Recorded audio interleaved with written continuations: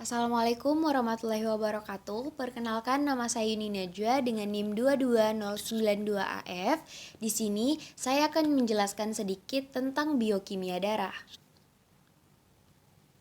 Pengertian dari darah merupakan cairan yang terdiri dari banyak sel bebas pembawa zat penting yang diperlukan oleh tubuh melalui sebuah jalur yang disebut dengan pembuluh darah. Kinerja darah diatur oleh master control, yaitu jantung. Zat yang dibawa bermacam-macam seperti oksigen, mineral, protein, vitamin, dan hormon yang berasal dari sistem endokrin. Adapun komponen darah. Darah terdiri dari komponen cair dan juga komponen seluler, di mana komponen cair itu terdiri dari plasma 55%, yaitu air 91% dan zat padat 7-9%. Dan pada komponen seluler yaitu 45% yang terdiri dari leukosit, eritrosit, dan juga trombosit. Bila darah membeku akan terpisah menjadi dua bagian. Yang pertama, bagian bawah yang membeku terdiri dari fibrin atau fibrinogen. Yang kedua, bagian cair berupa serum yang berwarna kuning muda. Bila darah ditambahkan antikoagulan lalu disentrifus juga akan terpisah menjadi dua bagian. Yang pertama, bagian endapan terdiri dari komponen seluler. Yang kedua, lapisan supernatan yaitu plasma. Jadi dapat disimpulkan bahwa serum adalah plasma yang telah kehilangan fibrinogen dan faktor bekuan atau gumpalan darah lainnya. Adapun fungsi darah yang pertama sebagai alat transportasi, yaitu mengedarkan sari makanan atau nutrisi dan bahan kimia yang diserap dari saluran pencernaan ke seluruh jaringan tubuh yang dilakukan oleh plasma darah. Yang kedua, mengangkut sisa oksidasi dari sel tubuh untuk dikeluarkan dari tubuh yang dilakukan oleh plasma darah. Sedangkan karbon dioksida dikeluarkan melalui organ paru-paru dan urea akan dikeluarkan melalui ginjal. Yang ketiga yaitu mengedarkan hormon yang dikeluarkan oleh kelenjar endokrin. Hormon dan enzim dari organ ke organ yang dilakukan oleh plasma darah.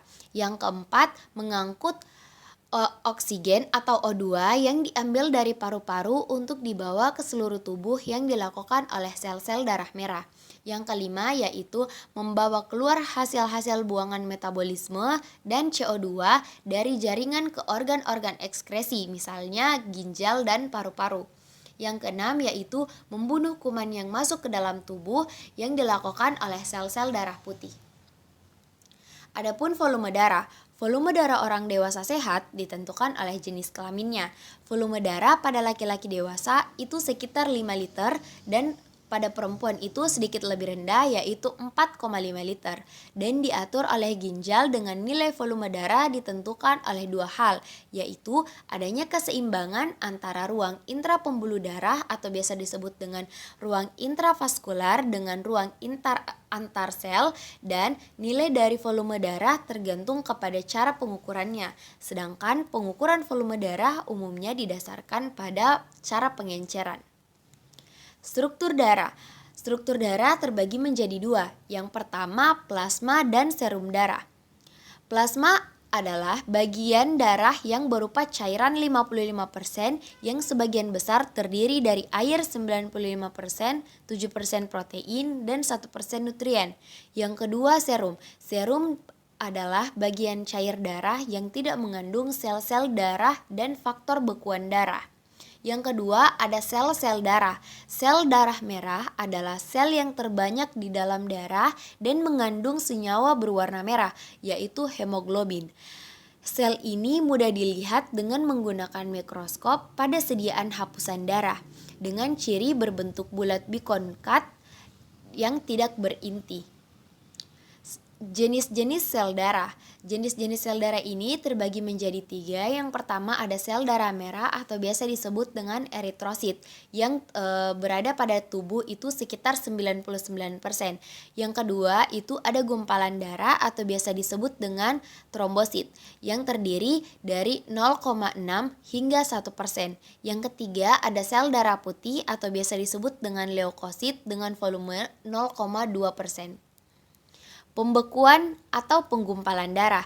Penggumpalan darah yaitu perubahan enzimatik dan protein plasma yang larut atau disebut dengan fibrinogen menjadi serabut polimer yang tidak larut atau biasa disebut dengan polimer fibrin. Penggumpalan darah dapat terjadi melalui dua jalur, yaitu melalui luka jaringan yang disebut dengan jalur ekstravaskular, yang kedua melalui proses dari sisi dalam pembuluh darah disebut dengan jalur intravaskular. Adapun nilai pH plasma darah yaitu konsentrasi ion hidrogen dalam plasma darah sekitar 40 nanometer yang sesuai dengan nilai pH sebesar 7,40. Tubuh manusia berusaha agar nilai pH tersebut dapat dipertahankan secara konstan karena perubahan pH yang besar akan mengganggu proses metabolisme dalam tubuh. Yang berfungsi agar nilai pH ini tetap konstan adalah sistem Dafar atau biasa disebut dengan buffer yang berasal dari keseimbangan CO2 dan ion bikarbonat. Penurunan pH darah lebih dari 0,03 unit dikenal sebagai asidosis dan kenaikan lebih dari 0,03 unit dikenal dengan alkalosis. Dan sebagai kesimpulan, yaitu darah adalah suatu cairan tubuh yang terdapat dalam pembuluh darah yang warnanya merah.